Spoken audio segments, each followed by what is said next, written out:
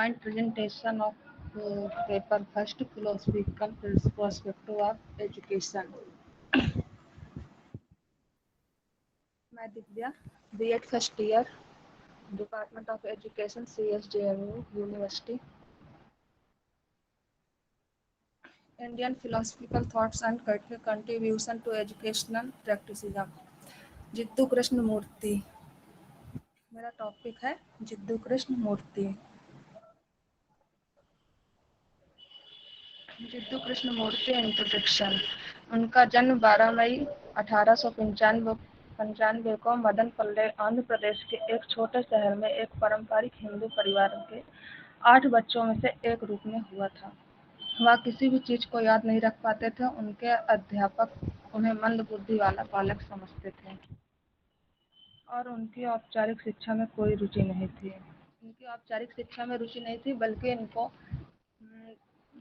बाहर जाकर के बैठना, पेड़ पौधों को देखना और पहाड़ों को, इस टाइप की चीज़ों पे वो ध्यान देते थे. कलात्मक चीज़ों पे वो ध्यान देते थे.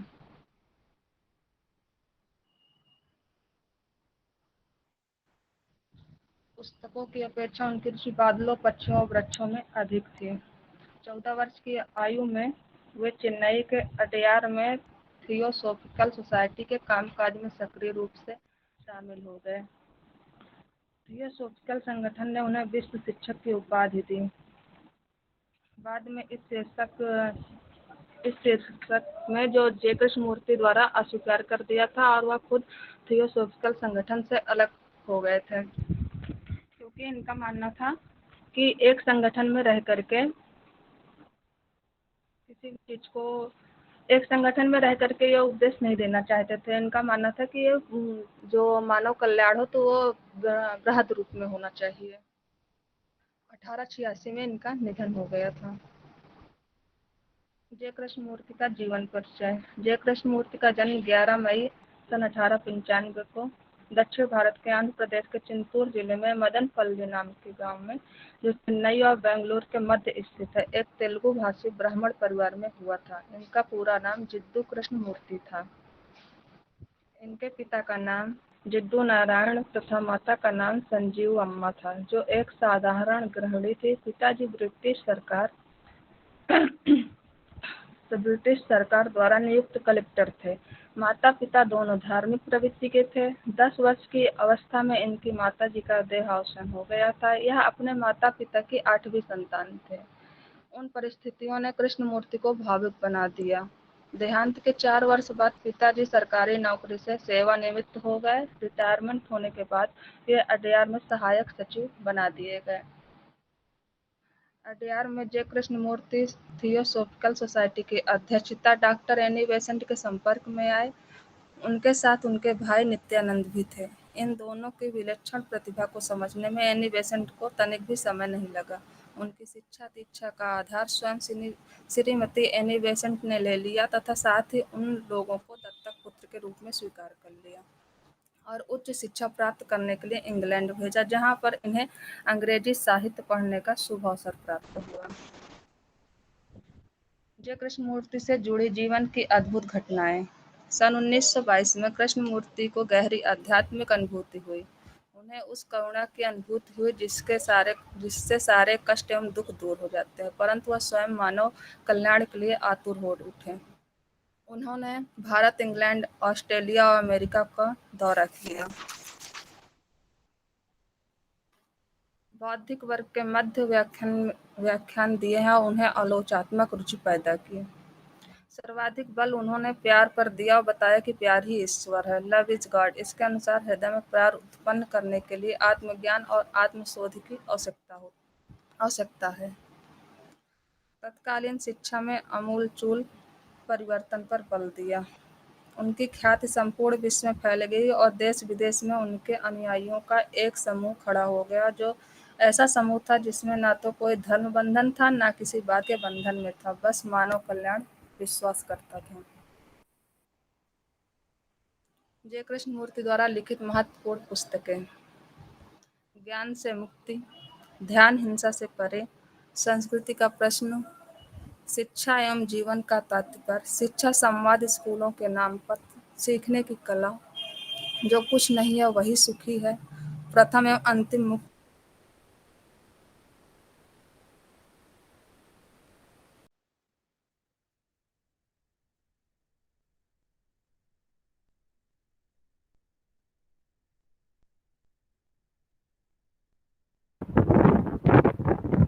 दिव्या,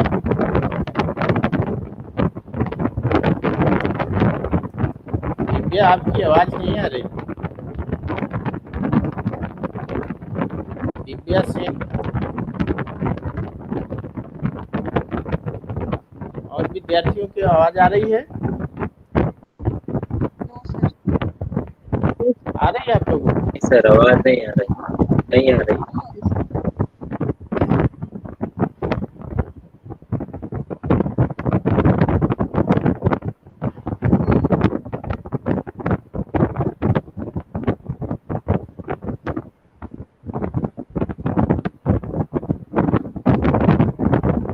डिस्कनेक्ट हो गई क्या?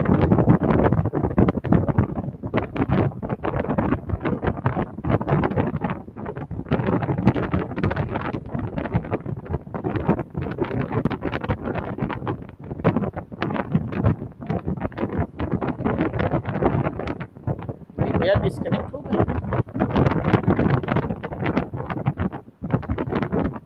सर लेफ्ट हो गई। लेफ्ट हो गई। नेक्स्ट किसका प्रेजेंटेशन है?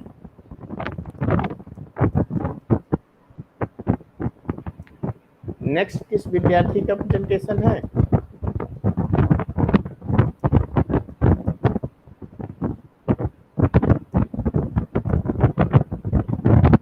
आवाज मेरी आ रही है अब तक? ये सर आ रही है आवाज। यस सर, आ किसका है प्रेजेंटेशन? दिव्या सिंह के बाद नेहा का होना है सर।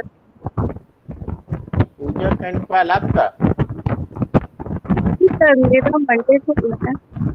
नेहा का।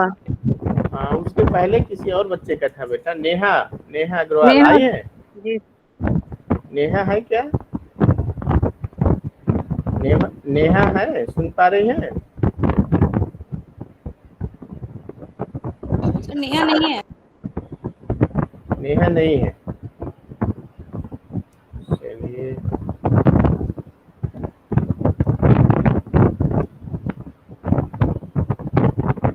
उसके बाद फिर पूजा आप ही का आएगा नेहा के बाद?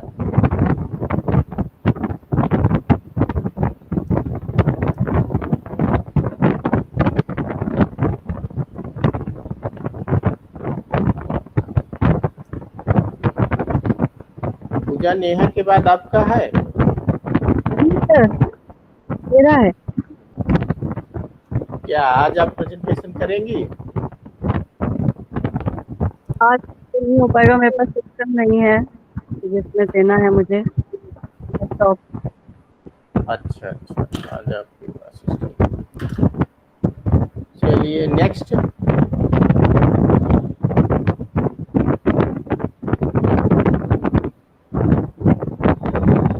पूजा पाल,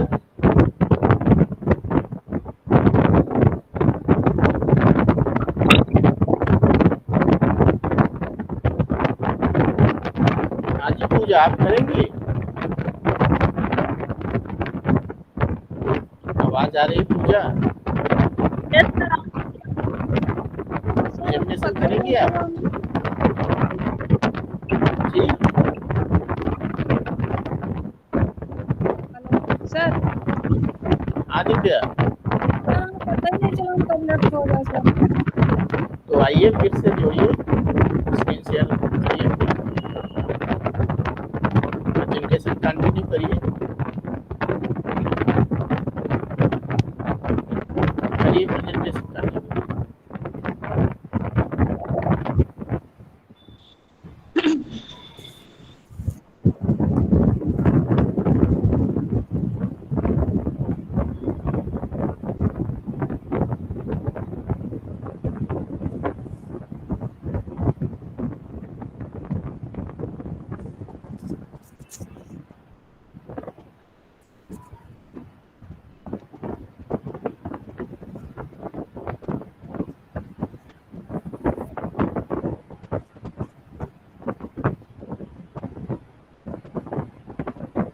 स्टार्टिंग से करें। नहीं, जहाँ से छोड़ा था वहीं से, उसी के आगे कंटिन्यू करिए जहाँ से छोड़ा था।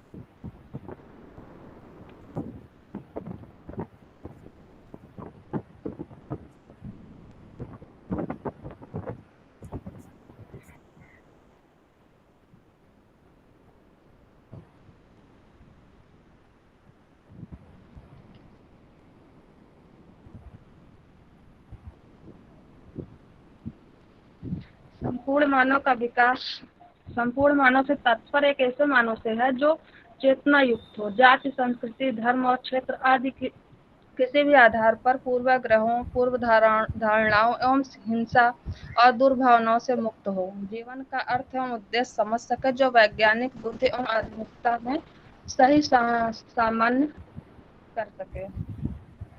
संपूर्ण मानव का विकास शारीरिक, भौतिक, आर्थिक और सामाजिक और राजनीतिक विकास होना चाहिए।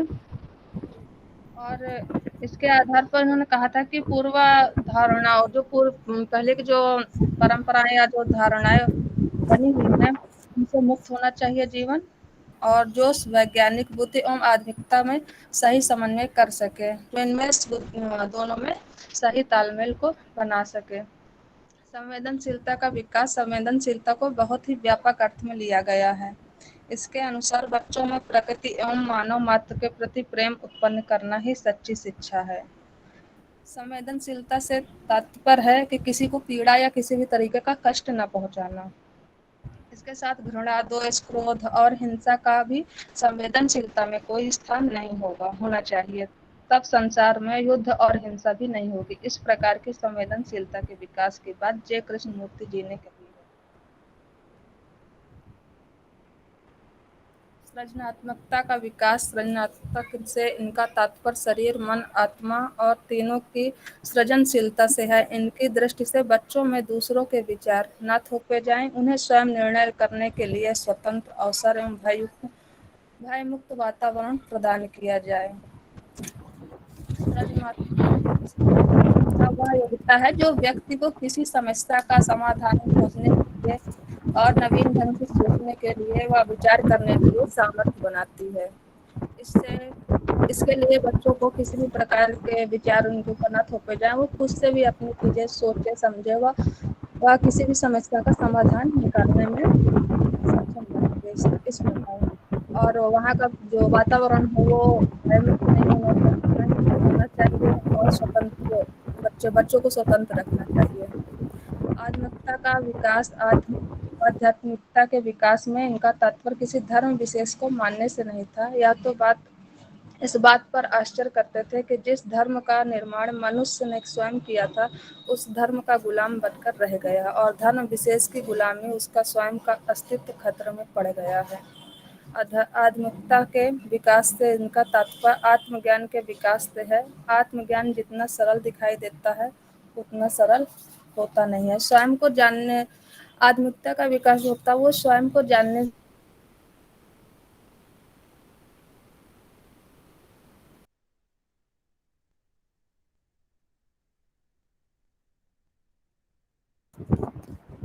आवाज नहीं आ रही क्लियर दिव्या?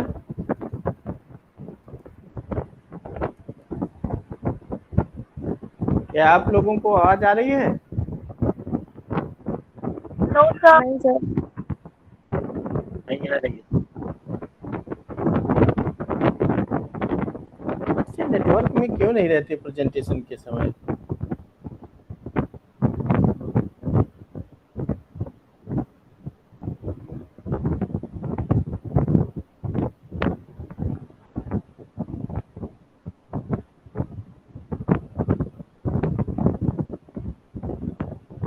उनकी स्लाइड शो हो रही है, उनकी आवाज आ ही नहीं रही।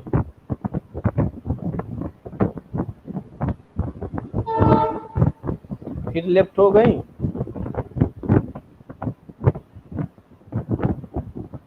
चलिए नेक्स्ट।